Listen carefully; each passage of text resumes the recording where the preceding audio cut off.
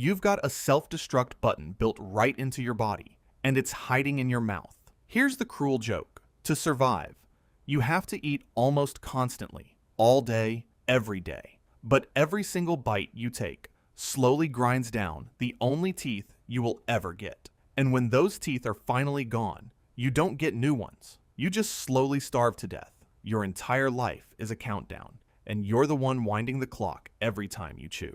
Welcome to life as an elephant. But before we get to the grim ending, let's start at the beginning, which for you is one of the longest, most exhausting beginnings in the entire animal kingdom. Before you're even born, your mom has to carry you for nearly 2 whole years. That's right, elephants have the longest pregnancy of any land animal on the planet, around 22 months. She lugs you around inside her for almost 2 years, growing you into a massive baby, all while she's still walking miles a day, dodging droughts, and trying to find enough food for 2. And when you finally arrive, you show up as a roughly 250-pound newborn. You are born bigger than a grown man, and you don't get to lie around being a cute little baby either. Within minutes of being born, you've got to heave yourself up onto your wobbly legs and learn to walk fast. Because out here, a newborn is a target. Lions, hyenas, and crocodiles are all watching,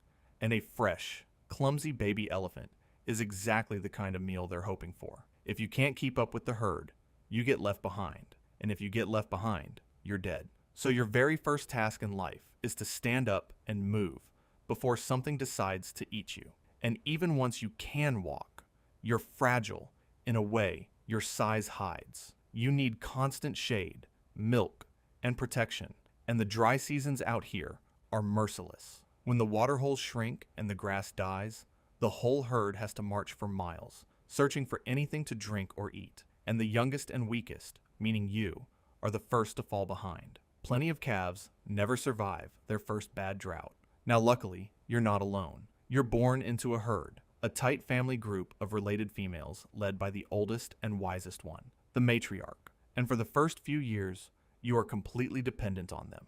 You drink your mother's milk for years. You have to learn everything. Where the water is, which plants to eat, how to use your weird floppy nose, and it takes ages. You're basically a giant, needy toddler for a very long time, leaning on your family for survival. But here's the catch, and it depends on what you are. If you're a female, great. You get to stay with your family for life, surrounded by your mom, aunts, and sisters. But if you're a male, enjoy it while it lasts, because when you hit your teenage years, the herd kicks you out. You get pushed away from the only family you've ever known and forced to go it alone, or drift between loose groups of other lonely bachelors. One day you're a beloved member of a tight family. The next, you're an outcast, wandering solo across a brutal landscape. So much for the warm family life, and it doesn't get easier as a grown bull. Every so often, your body floods with hormones and drops you into a brutal state called musth, where testosterone spikes so hard you turn aggressive and reckless, leaking from glands on your face, picking fights, and running yourself ragged. It's not some fun power trip. It's a punishing chemical storm you have zero control over, shoving you into dangerous confrontations over and over. But let's get back to that self-destruct button, because it's the thing that really defines your whole existence. And it all comes down to how much you have to eat. You are enormous. You're the largest land animal alive, and a body that size runs on a truly ridiculous amount of fuel. To keep yourself going, you have to eat as much as a few hundred pounds of vegetation every single day. Grasses, leaves, bark, branches, roots, whatever you can strip and stuff into your mouth.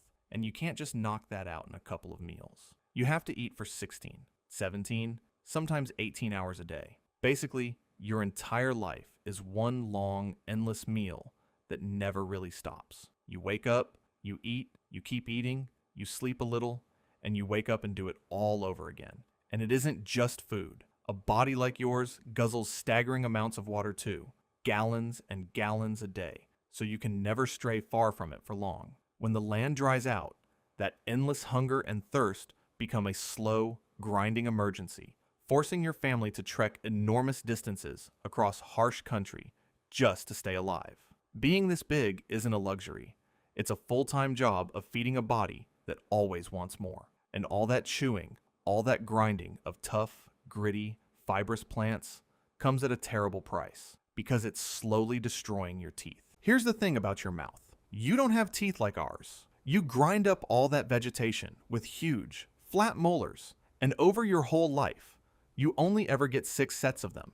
And they don't come in from below like a kid losing baby teeth. Instead, your molars come in from the back of your jaw and slowly march forward. And as the front ones get worn down to nubs from all that grinding, they crumble and fall out the front, and a fresh set moves up behind them to take over. Set after set, they conveyor belt their way through your mouth as the years grind on, but you only get 6. And once that 6th and final set wears down, that's it. There are no more teeth coming.